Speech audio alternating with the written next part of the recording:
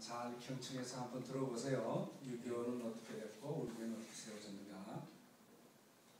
장로님이 이 나이까지 살아오면서 느낀 것 중에 하나는 우리는 어디 소속감을 가지는 것을 좀 스스로가 좀 알아야 합니다. 장로님 호주에 살고 있는데 호주에서 제가 이런 걸 봤어요. 그 어머니가 저한테 우리 아이는 참 똑똑합니다. 호주에서 공부도 이렇게 잘했고, 또 호주에서 제 1등 학교는 시드니 대학인데, 시드니 대학은 공부 잘하는 학생에게는 두 곳을 전공할 수 있도록 해줘요. 우리나라는 뭐 의과대학 간다, 어디 간다면 하나만 하는데 호주는 두 과목을 이수할 수 있도록 허락합니다. 왜냐하면 그 사람은 머리가 좋으니까 이렇게 인정하면서.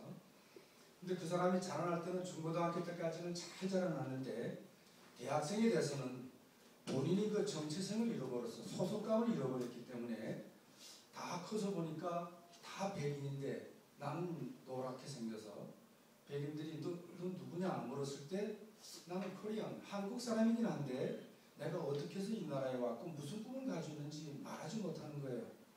또 그럼 동양인들이나 흑인들 모임에 가면 넌 백인이잖아. 우리보다 까맣지 않고 이런데 라고 그러면 또 거기 가서도 자기가 누구인가를 알지 못해서 그때부터 방황하면서 부모에게는 아주 속상한 존재가 되고 그 사람 자체는 방황하는 걸 제가 보게 됐어요. 그래서 여러분들에게도 좀 얘기하기 전에 얘기하고 싶은 것은 최소한 내가 누구인가쯤은 때때로 고민해 봐야 돼요. 나는 도대체 이 평강교회를 다니는데 이 평강교회는 최소한 어떻게 생긴 교회일까? 죄송해요. 그런 의미에서 저는 오늘 여러분들한테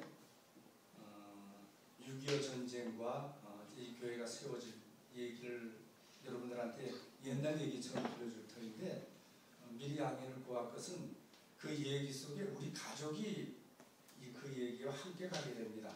그러니까 함께 들어주세요. 여러분도 알다시피 우리나라 초대 대통령 누구세요? 크게? 이명박. 오케이. 이제 우리나라가 일본 압제에 해방되었을 때 우리나라 젊은이들이 야 우리나라는 왜 이렇게 됐을까 하고 고민하다가 한쪽은 미국으로 가서 공부하고 또 한쪽은 러시아 쪽을 가서 공부하게 됐어요.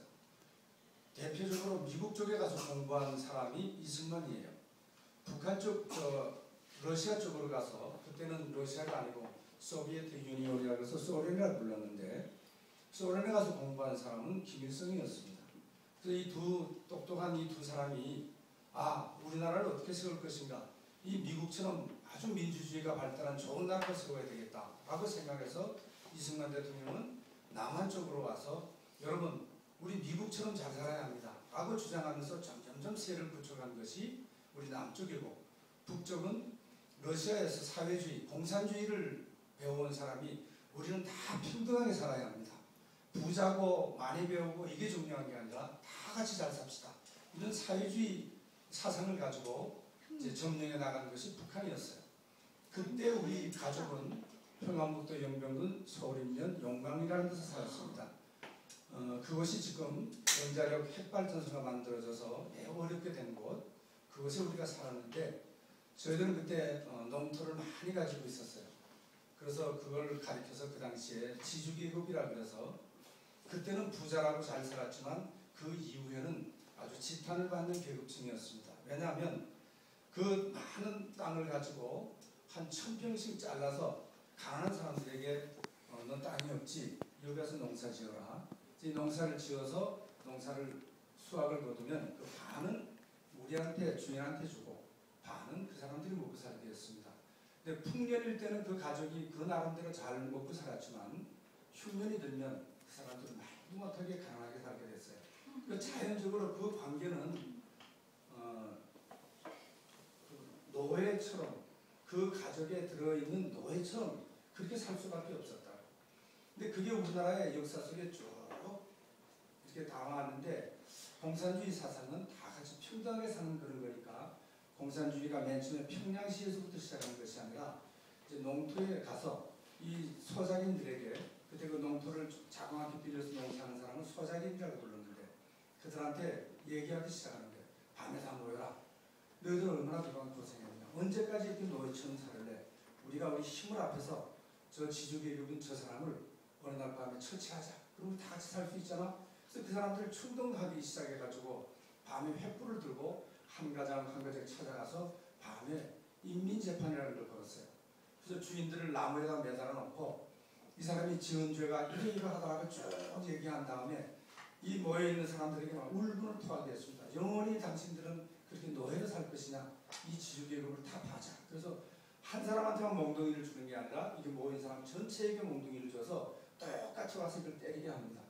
그 주인을 때리게 하는데 어떤 사람은 주인에 대한 연민의 정을 가지시니까 살짝 때리면 너도 반동이다. 그러고 같이 매달아서 같이 때려서 죽게 하니까 누구나 다 같이 분노하는 마음으로 그 주인을 때리게 됐어요. 그래서 우리 가족도 외삼촌 세 분도 거기 반항을 하다가 인민재판에 걸려서 맞아 돌아가시게 됐습니다. 그러니까 내 아버지는 이런 모양을 보고 그냥 그동안에는 아주 안일하게 부잣집 아들로 잘 살다가 아 이래서는 안 되겠구나. 그래서 밤에 동원을 가서 어디를 가냐면 평양으로 갔어요. 평양 도시니까 어떻게 될까? 그랬더니 거기에 있는 지식인들이 뭐라고 얘기하냐면 서울을 가봐라.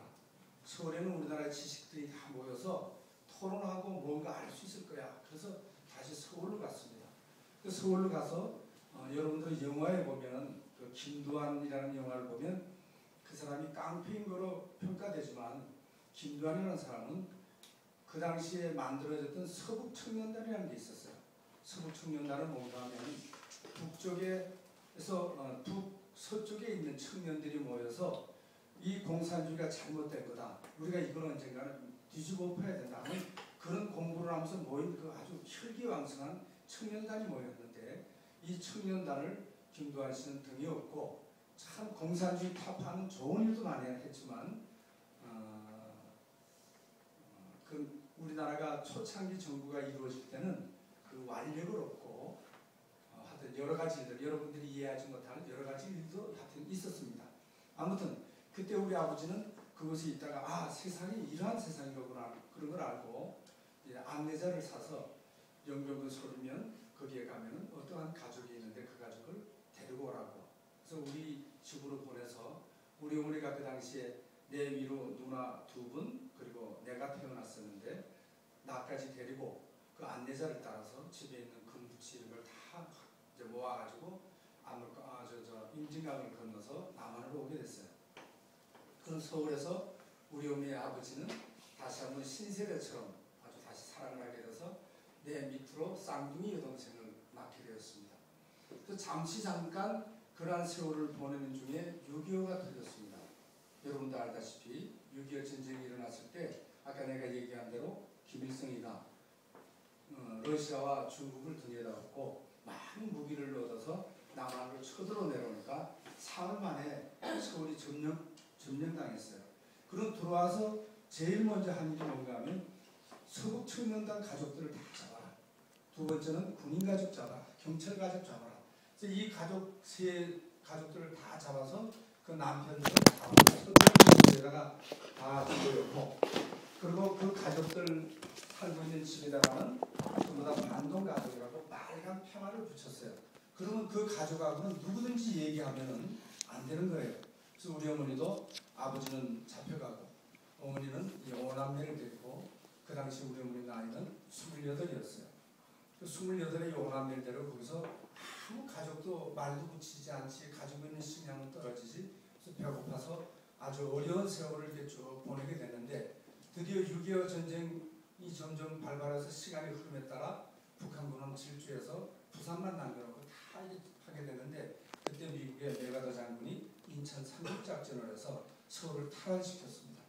그러면 밀물듯이 다시 북한을 쳐들어 올라가니까 그때 또 우리 가족은 그동안은 반동가족이라 해서 누구도 얘기를 걸지 않았는데 하루아침에 또 이제는 영웅의 가족이 됐다 그래서 우리에게 그 유엔군들이 큰 일본 적산식을 주고 쌀도 가득 줘서 거기서 평화롭게 살게 됐어요. 그렇지만 우리 어머니는 사랑하는 남편이 북한 군인들한테 끌려가서 그때 참 무서운 않지만 유행가 얘기를 안 하니까 여러분들한테 좀 미안한데 단장의 미아리곡이라는 노래가 있어요.